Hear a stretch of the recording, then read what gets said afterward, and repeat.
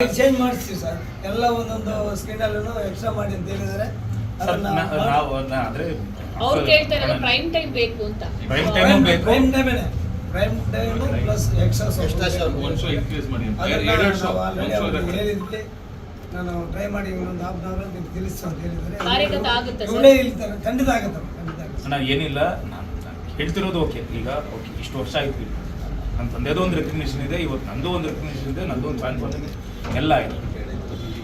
ನನಗೆ ಹಿಂಗೆ ಮಾಡ್ತಿದ್ರೆ ಇನ್ನು ಹೊಸಬ್ರು ಪಾಪ ತುಂಬ ಒಳ್ಳೊಳ್ಳೆ ಸಿನಿಮಾಗಳು ಬರ್ತಿದೆ, ಅವ್ರದ್ದು ಒಂದು ಲೈನಪ್ ಇದೆ. ಈಗ ಒಂದಿಷ್ಟು ಅವ್ರಿಗೇನೇನು ಮಾಡ್ತಾರೆ, ಅವ್ರಿಗೇನು ಈಗ ಪ್ರತಿ ಸಲನೂ ಹಿಂಗೆ ಬಂದು ಫೈಟ್ ಮಾಡ್ಬೇಕಾ? ನಾನು ಪ್ರತಿ ಸಲನೂ ಬಂದು ಫೈಟ್ ಮಾಡಬೇಕು.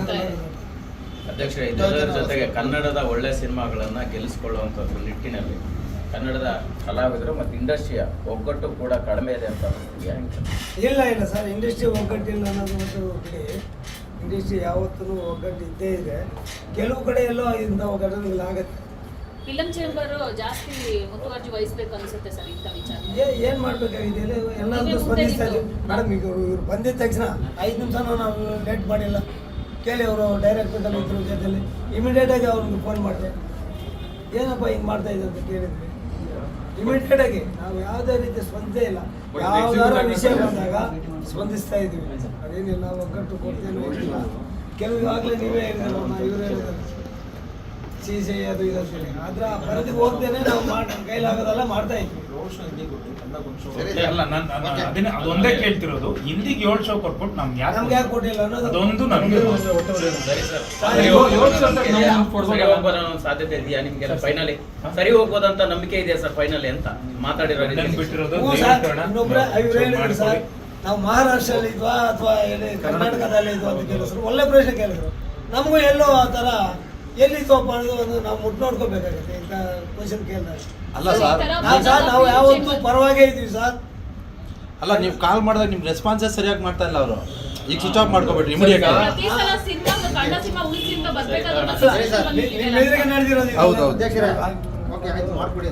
ಮಾತು ಕೇಳಿದ್ರಿ, ನಂಬಿಕೆ ಇದೆ ಅಂತ. ನಾನು ಕರ್ನಾಟಕದ ಜನತೆ ಮೇಲೆ ನಂಬಿಕೆ ಇದೆ. ಅವತ್ತಿಂದ ಇವತ್ತಿನವರೆಗೂ ನಾನು ಕಾಪಾಡ್ಕೊಂಡು ಕೈ ಬಿಡಲ್ಲ, ಮಾಡ್ತಾರೆ. ಕೈ ಬಿಡಲ್ಲ. ಈ ಸಿನಿಮಾಗಂತೂ ತುಂಬಾ ಅವ್ರ ಆಶೀರ್ವಾದ ಮಾಡಿ ನಿಜ ಹೇಳ್ತೀನಿ, ತುಂಬಾ ರೈಸ್ ಆಗಿದೆ. ಅವ್ರ ಕೈ ಬಿಟ್ಟಿಲ್ಲ. ಒಳ್ಳೆ ಸಿನಿಮಾ. ಫೋನ್ ಮಾಡಿದ್ದಾನೆ ಸರ್, ಜ್ಯೋತಿ ಮಾಡಿ. ಮೊದಲಿಂದ ನಮ್ಮ ಚೇಂಬರ್ ಕಡೆಯಿಂದ ಇವತ್ತಲ್ಲ ಸರ್ ಇದು ಸ್ಟಾರ್ಟ್ ಆಗಿದ್ದು. ಸುಮಾರು ವರ್ಷಗಳಿಗಿಂತ ಮಾಲ್ಗಳವ್ರಿಗೆ ಪ್ರೈಮ್ ಟೈಮ್ ನಮ್ಮ ಕನ್ನಡಕ್ಕೆ ಆದ್ಯತೆ ಕೊಡ್ರಿ ಅಂತೇಳಿ ಮೊದಲಿಂದ ಕೇಳ್ತಾ ಇದ್ವಿ. ಕೆಲವೆಲ್ಲ ಕೊಡ್ತಾ ಇದ್ದಾರೆ. ಅವ್ರದ್ದೇನು ಹೋದ ಫಸ್ಟ್ ವೀಕಲ್ಲಿ ಕೊಟ್ಟಿದ್ವಿ, ಸೆಕೆಂಡ್ ವೀಕಲ್ಲಿ ಇದಾಗಿದೆ, ಕಲೆಕ್ಷನ್ಸ್ ಇಲ್ಲ, ಅದರಿಂದ ನಾನು ಕೊಟ್ಟಿಲ್ಲ ಅಂತೇಳಿ ಮೆದುರುಗಡೆ ಈಗ ಮಾತಾಡಿದೆ. ಅಲ್ಲ ಸರ್, ಅವ್ರು ಹೇಳಿದ್ದೀನಿ ಮೆದುರಿಗೆ ಹೇಳಿದ್ರು ಚೇಂಜು ಮಾಡಲೇಬೇಕ್ರಿ, ಇಷ್ಟರಲ್ಲಿ ಎಕ್ಸ್ಚೇಂಜ್ ಮಾಡಿರಿ ನೀವು ಅಂತೇಳಿ ನಾವು ಅವ್ರಿಗೆ ಇದು ಮಾಡಿದ್ವಿ. ಅವರು ಒಂದು 10-15 ದಿನದಲ್ಲಿ ನಮ್ಗೆ ಎಲ್ಲೆಲ್ಲಿ ಸಾಧ್ಯತೆ ಇದೆ ಅಂತೇಳಿ ನಮ್ಗೆ ತಿಳಿಸ್ತು ಅಂತ ಹೇಳಿದ್ದಾರೆ. ಖಂಡಿತ ಈಗ ಏನು ಇವರು ಏನಂತ ಸ್ಕ್ರೀನ್ಗಳಲ್ಲಿ ನಮ್ಗೆ ಒಂದೊಂದು ಸಹ ಎಕ್ಸ್ಟ್ರಾ ಮಾಡಿ ಅಂತ ಹೇಳಿದ್ದಾರೆ. ಅದನ್ನು ನಾವು ಮಾಡಿಸ್ತೀವಿ, ಮಾಡಿಸ್ತೀವಿ. ಉದ್ದೇಶಪೂರ್ವಕವಾಗಿ ಕನ್ನಡ ಸಿನಿಮಾಗಳಿಗೆ ಈ ರೀತಿ ಸಮಸ್ಯೆ ಮಾಡುವುದು ಸಾಕಷ್ಟು ಸಂದರ್ಭದಲ್ಲಿ ನಡೀತಿದೆಯಾ ಅಂತ? ಯಾಕಂದ್ರೆ ಇಷ್ಟೆಲ್ಲ ಒಂದೇನಕ್ಕೆ ಇಷ್ಟಪಡ್ತೀನಿ ಸರ್, ಒಬ್ಬ ಎಕ್ಸಿಕ್ಯೂಟಿವ್ನಾಗೆ ನಾನು ಹೇಳೋಕ್ಕೆ ಇಷ್ಟಪಡ್ತೀನಿ. ಯಾವುದೇ ಸಿನಿಮಾ ಕಲೆಕ್ಷನ್ ಚೆನ್ನಾಗಿದ್ದಾಗ ಯಾರು ಚೇಂಜ್ ಮಾಡೋಕ್ಕೆ ಚಾನ್ಸಸ್ಸೇ ಇಲ್ಲ ಸರ್. ಯಾವುದೇ ಒತ್ತಡ ಇದ್ರು ಏನೇ ಮಾಡಿದ್ರು ಚೇಂಜಸ್ ಮಾಡಲ್ಲ. ಇತ್ತೀಚೆಗೆ ಮೊದಲಿತ್ತದು ಸುಮಾರು ಸಿನಿಮಾಗಳು ಬರೋವು, ಒಂದ್ರ ಮೇಲೆ ಒಂದು ಬರೋವು. ಆ ಟೈಮಲ್ಲಿ ತೆಗಿತಾ ಇದ್ರು ಚೆನ್ನಾಗಿ ಕಲೆಕ್ಷನ್ ಇದ್ದಾಗಲೂ. ಈಗ ಅದನ್ನು ಮಾಡೋಕೆ ಸಾಧ್ಯವಿಲ್ಲ. ಎಲ್ಲ ಖಾಲಿ ಬಾಗಿಲು ನಮ್ದು ಚೆನ್ನಾಗಿದೆ ಅಂತ ಹೇಳ್ತಾ ಇದ್ರು ಸರ್.